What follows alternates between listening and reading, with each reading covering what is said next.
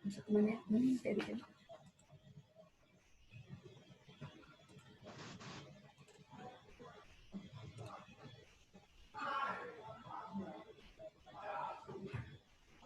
Assalamualaikum warahmatullahi wabarakatuh. Selamat sore anak-anak. Apa kabar kalian semua? Semoga semuanya dalam keadaan sehat walafiat dan insya Allah kalian dapat mengikuti pelajaran ini dengan baik sehingga nanti ketika Ibu berikan tugas lanjutan di rumah kalian dapat mengerjakan dengan sebaik-baiknya.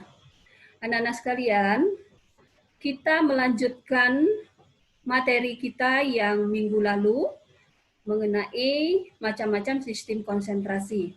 Di mana macam-macam sistem konsentrasi ini kita gunakan untuk menyelesaikan soal-soal pada sifat koligatif larutan. Sekarang kita lihat ada berapa macam sifat koligatif larutan. Kita lihat yang pertama itu ada penurunan tekanan uap larutan yang diberi simbol delta P. Yang kedua kenaikan titik didih larutan, simbol delta TB. Yang ketiga penurunan titik beku larutan yang diberi simbol delta TF. Dan yang keempat tekanan osmotik larutan yang diberi simbol V. Kemudian kita lihat pengertian dari tekanan uap jenuh.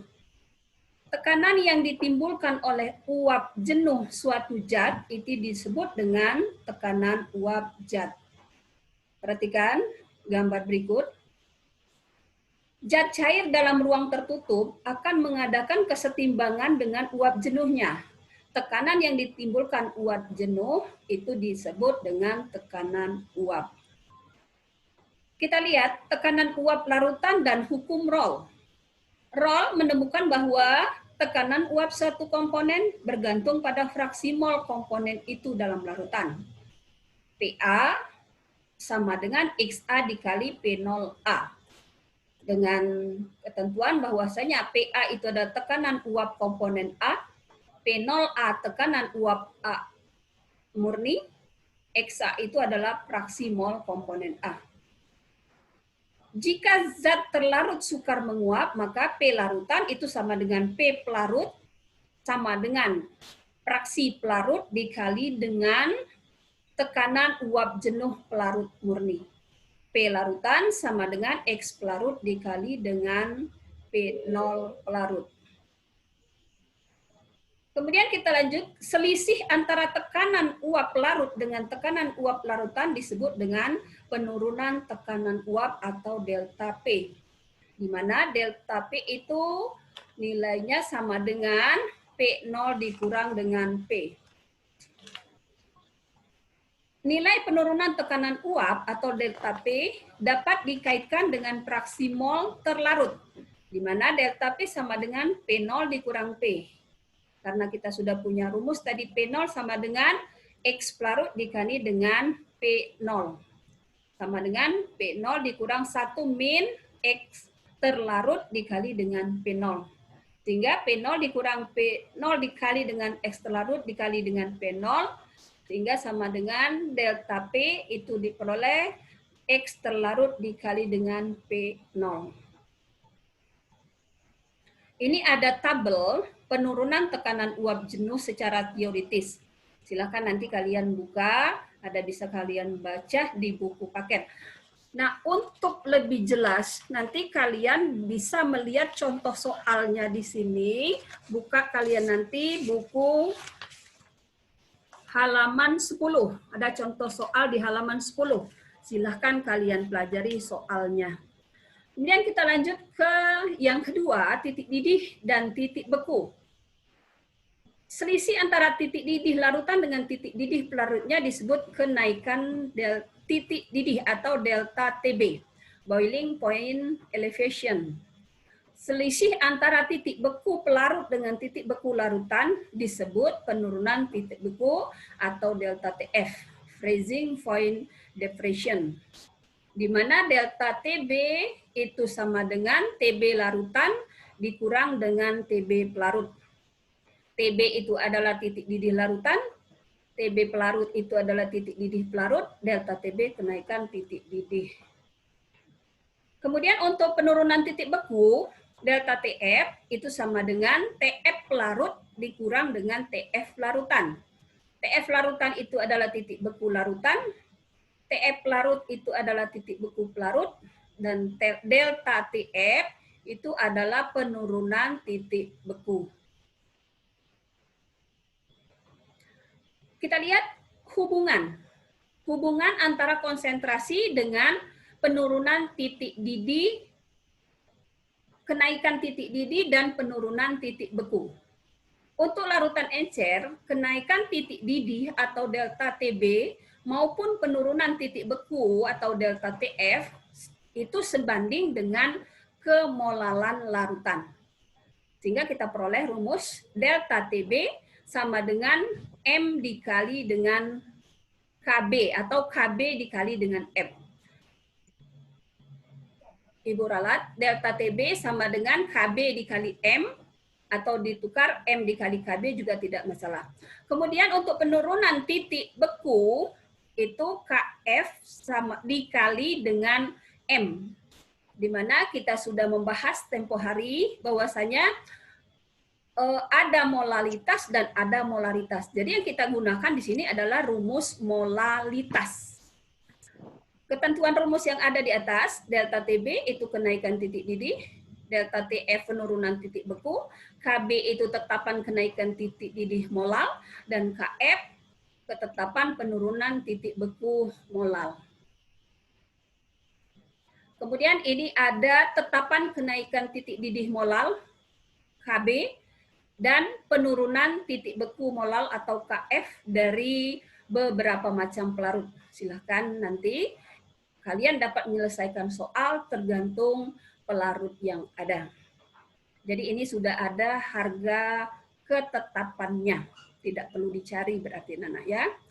Nah, untuk lebih memahaminya, nanti kalian bisa juga melihat contoh soal itu ada di halaman 15 untuk delta TB dan ada di halaman 18 itu untuk perhitungan delta TF. Kemudian kita lanjutkan ada diagram fase atau diagram PT. Di sini ada diagram, ada garis BC, ini adalah garis didih karena dia ada cair di sini. Kemudian ada garis BD ini berarti garis beku. Kemudian ada garis AB ini adalah garis sublimasi, dan ada garis di sini yang disebut sebagai perpotongan antar garis didih dengan garis beku. Jadi ada garis didih dan garis beku di situ. Garis beku dan garis sublimasi itu disebut dengan titik triple. Kemudian tabel berikut juga bisa kita lihat diagram fase larutan relatif terhadap pelarutnya. Kemudian yang keempat yaitu tekanan osmosis. Di sini kita mulai dulu dari pengertian osmosis. Osmosis adalah perembesan molekul pelarut dari pelarut ke dalam larutan atau dari larutan encer ke larutan yang lebih pekat melalui selaput semi permeable. Ini untuk gambarannya bisa kalian lihat tekanan osmosis. Di sini ada larutan, di sini air. Jadi di sini ada pemisahnya yang dikenal dengan selaput semi permeable, sehingga nanti air di sini bisa menembus melalui selaput semi permeable ini. Kemudian kita lihat hubungan antara tekanan osmosis dengan konsentrasi larutan. Menurut Van Hoek, tekanan osmosis larutan-larutan encer dapat dihitung dengan rumus sesuai dengan persamaan gas ideal. V dikali dengan P sama dengan nRT, atau V sama dengan N per V dikali dengan R dikali T, dengan ketentuan V itu adalah tekanan osmosis, V itu adalah volume larutan dalam satuan liter, N itu adalah jumlah mol zat terlarut, T itu adalah suhu absolut larutan dalam satuan Kelvin, dan R itu adalah tetapan gas yang nilainya sebesar 0,08205 liter atmosfer per mol derajat Kelvin. Di mana N per V, seperti yang sudah kita bahas kemarin, N per V itu sama dengan molaritas. Jadi V itu sama dengan MRT. Jadi tekanan osmosis sama dengan molaritas dikali dengan tetapan gas ideal dikali dengan suhu mutlak dalam satuan Kelvin tadi. Nah, anak-anak sekalian, tadi yang sudah kita bahas itu adalah sifat koligatif dari larutan non-elektrolit. Karena berdasarkan daya hantarnya, larutan terbagi menjadi dua. Ada larutan elektrolit dan ada larutan non-elektrolit. Nah, sekarang timbul pertanyaan, apa yang membedakan antara sifat koligatif larutan elektrolit dan larutan non-elektrolit? Nah, sekarang kita lihat perbedaannya. Disinilah kita bisa menemukan jawabannya. Kita lihat sifat koligatif larutan elektrolit. Perbandingan antara harga sifat koligatif yang terukur dari suatu larutan elektrolit dengan harga sifat koligatif yang diharapkan dari suatu larutan non-elektrolit pada konsentrasi yang sama disebut faktor Van Hoff. Ingat, ada faktor Van Hoff yang mempengaruhi sifat koligatif larutan elektrolit. Nah, faktor Van Hoff itu sendiri dinyatakan dengan lambang I.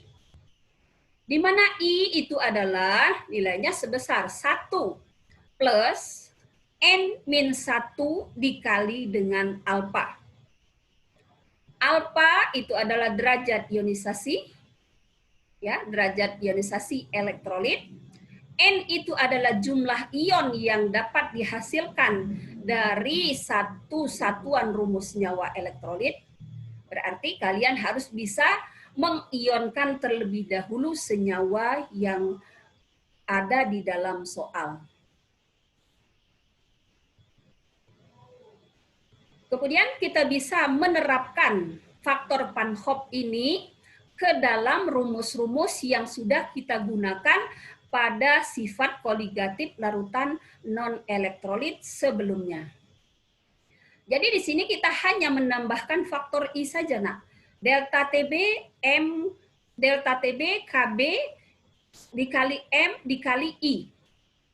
Kemudian untuk delta TF itu sama dengan KF dikali M dikali I. Kemudian V itu sama dengan M RT dikali dengan I. Kemudian ada tadi satu untuk penurunan tekanan uap. Penurunan tekanan uap berarti kita hanya menambahkan I juga di dalam rumus yang sudah ada. Jadi nanti kita akan menerapkan rumus yang ada ini untuk sifat koligatif larutan, baik itu elektrolit maupun non-elektrolit. Jadi dengan adanya penjelasan singkat dari Ibu pada hari ini, Ibu mengharapkan kalian dapat mengupas lebih lanjut tentang penggunaan rumus-rumus yang sudah Ibu bahas secara sederhana tadi. Karena untuk membahas lebih detail, kita harus menggunakan media yang lain. Sekarang dari penjelasan yang sudah Ibu sampaikan, mungkin ada pertanyaan dari anak-anak, silakan.